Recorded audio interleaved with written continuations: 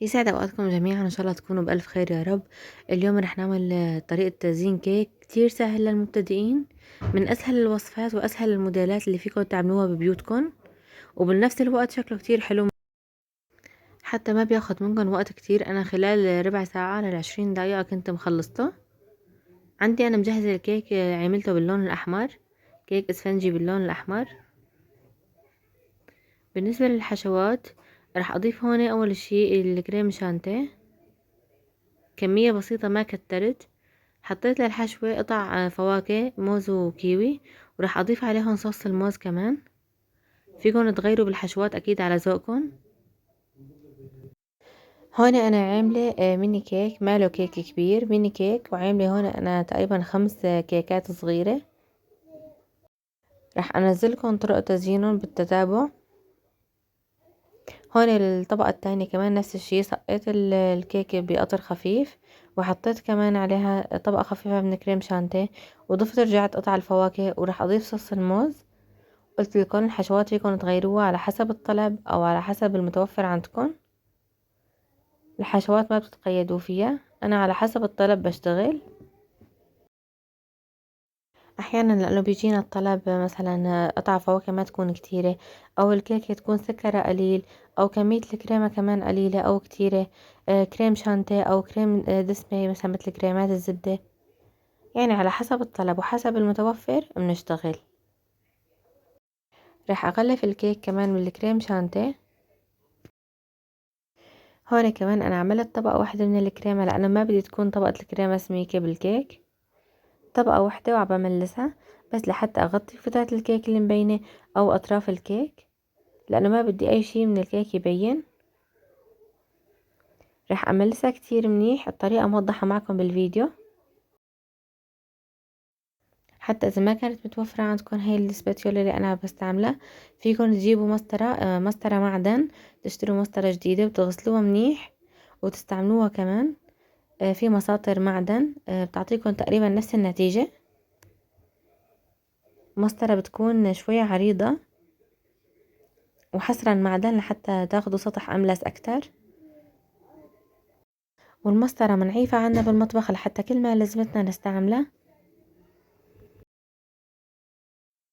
الكيك اليوم راح اعمله شكل يكون مناسب لعيد الحب او لعيد زواج. فيكم تعملوه بالبيت بكل سهولة، وما بياخد معكم وقت ابدا، وحتى تكلفته بسيطة. يعني ما كتير بكلف، يعني اكتر شي بكلف فيه هو سعر الكريمة، واذا كان بدكم تضيفوا انتو حشوات تانية اتقل من هيك. بنضل بنحاول نملس سطح الكريمة كتير منيح، ونحاول اذا شفنا في فراغات او كان الكيك ما كان مبين نرجع بنضيف كريمة، وبنرجع بنمسدها كتير منيح لحتى يصير سطح الكريمة مستوي من كل الجهات، وتطلع شكلها مرتب. شوفوا معي شلون صار السطح مستوي من كل الجهات تقريبا. بما انه الكيكة عنا اليوم شكلها كتير سهل وبسيط، فما رح احطها بالبراد، رح اشتغل كل الخطوات مع بعضها وبعدين بحطها بالبراد. هون عندي انا شوكولا لونتها باللون الاحمر، شوكولا بيضة، وحطيت لها ملون زيتي باللون الاحمر لحتى اعمل فيها الخطوط على اطراف الكيك. انا اخترت اللون الاحمر قلت لكم لانه الكيكة اليوم راح تكون مناسبة لعيد الزواج او لعيد الحب. الشوكولا بس بنضيف لها معلقة صغيرة من الزيت، لانه كمية الشوكولا كمان قليلة مالها كتيرة. وبنضيف لها الملون، الملون ده يكون زيتي حصرا، ما بصير نحط الملون يكون سائل او مائي او بودرة عادي. بضيف انا هون الشوكولا على حسب الرغبة، يعني بدي هذا المكان مثلا يكون نازل زيادة الخلط او اقصر، يعني على حسب انتو كيف رغبتكن.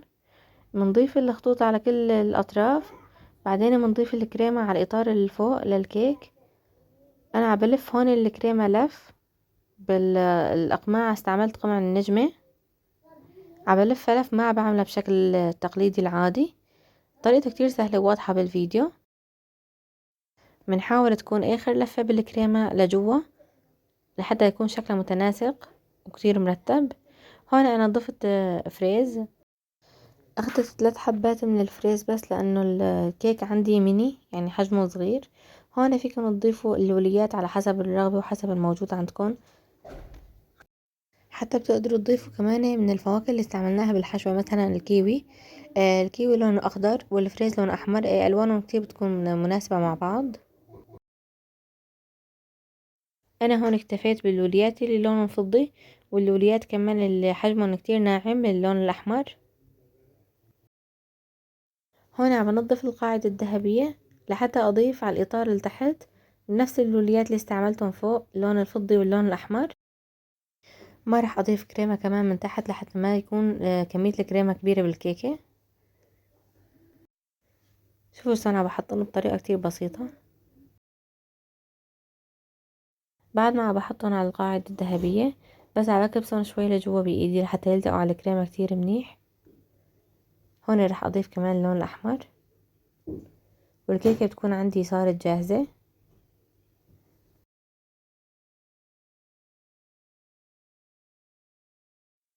فيكن كمان فوق بدل ما تحطوا 3 قطع فريز، فيكن تضيفوا فريز وكيوي او الفواكه المتوفرة عندكم. يعني الفواكه حسب الرغبة والاشكال حسب الرغبة، انتوا فيكن تغيروا على حسب الموجود.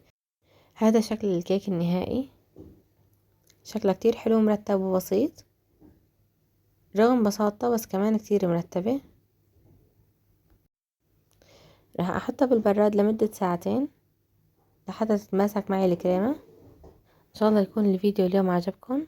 لا تنسوا تشتركوا بالقناة وتضغطوا على زر اللايك وتكتبوا لي رأيكم بالتعليقات. سلامات صبايا.